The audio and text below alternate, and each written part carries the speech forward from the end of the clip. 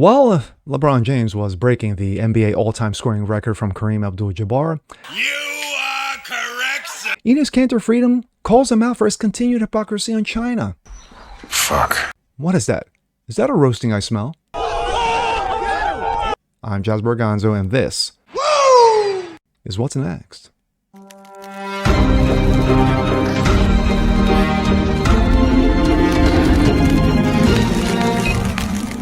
Hey, what's up, everyone? Jasper Gonzo. What's next? Your daily dose, as always. How you guys are doing today? Of course, on this Friday, TGIF. Well, just a couple days ago, you had one of the pinnacles of records broken. The NBA scoring record held by Kareem Abdul-Jabbar for pretty much decades was always approached but never broken.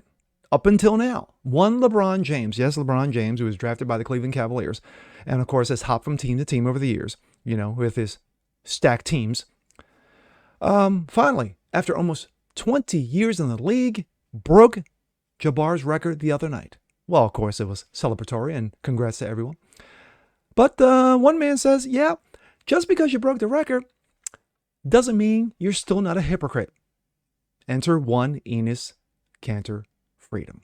Let's take a look. This comes out of the Washington Examiner. Enes Freedom blasts LeBron James, 38,388 points, 0 morals, and 1 bow down to China. Oof. Former NBA star Enes Kanter Freedom acknowledged LeBron James' historical feat of breaking the league's record most career points scored by one Kareem Abdul-Jabbar, but blasted him for his lack of morals. He tweeted, 38,388 points. 0 morals, 0 values, 0 principles, 0 empathy, 1 bow down to China. Congratulations, King James. People get mad when I speak the truth because I'm the only athlete who actually speaks the truth. I don't care about your endorsement deals or your dirty money. You can't buy me Chi-Coms. Don't expect me to respect your game when your shoes are literally made by slave kids. Ouch. The former NBA player added, people get mad when I speak the truth, of course. I don't care about your endorsement deals. Freedom recently attended the State of the Union address as a guest speaker of Speaker Kevin McCarthy. Enes Freedom loves the USA. He understands freedom, and he's willing to sacrifice his job in order to stand up against the Chi-Coms. I was proud to have him as one of my guests at the State of the Union, which, of course, turned into a complete debacle with one Joe Biden kissing another man in front of dementia. Enes Freedom loves the USA. He understands freedom. He's willing to stand up to the Chi-Coms. I was proud to have him. Freedom has been outspoken regarding his human rights across the world. In 2021, he called the Chi-Com president, Xi Jinping, a brutal dictator while making comments supporting Tibetan independence. Let's do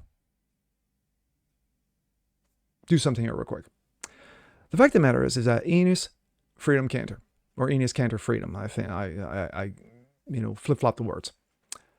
You want to talk about a guy who was a better than average NBA player over his career, I think it was like a 10-year career.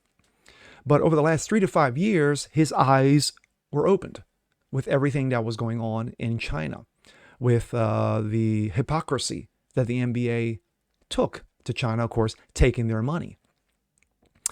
When you had the Uyghurs, the Muslim Uyghurs, Chinese Uyghurs in China, getting brutally abused, beaten, and put to death, Enes Kanter Freedom stepped up and said, hey, world, look what's going on.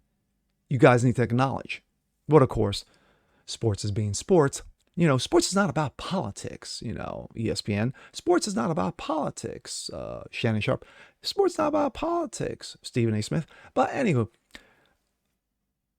when you have this pointed out, you would think that there would be those who would step up and say, hey, you know what? I understand what's going on in there. I watch what's going on, not just in this country, not just in this country, but across the world. And then comes LeBron James. LeBron James, who has a history of opening mouth and shoving both legs down his throat, accusing of then President Trump of racism, which of course never panned out because he had no receipts. He sat there and talked about the abuse of systematic racism and police brutality. Yes, there is some police brutality. And of course, as we saw recently in Memphis regarding the 5 black cops who beat a black male. And of course, it was blamed on white supremes. But for LeBron James to tout himself as this political pillar of knowledge, of course, he went to, I'm sorry, what college did he go to get his degree in poli-sci? Oh, that's right, he didn't. But he plays basketball, so he knows a lot of things. Enes Freedom called him out on it. He's called him out on it before. When he was playing, he called him out on it before. His hypocrisy regarding how the NBA and China have their relations.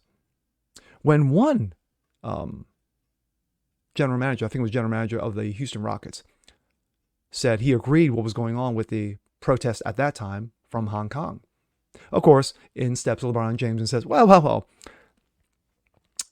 he's not really educated on things of the world, so pretty much dismiss him. And of course, that manager or GM was forced an apology. He was forced by the team to make an apology because King James said so. But after LeBron James's many faux pas, of course, Enes Kanter Freedom is calling him on it. Nikes are made in China in slave labor. That's a fact. That is a 1,000% fact.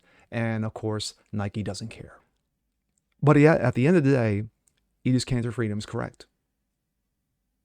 You would think LeBron James, with the biggest platform, with one of the biggest platforms on the interwebs, would actually be a little bit more educated when it comes to making comments regarding politics.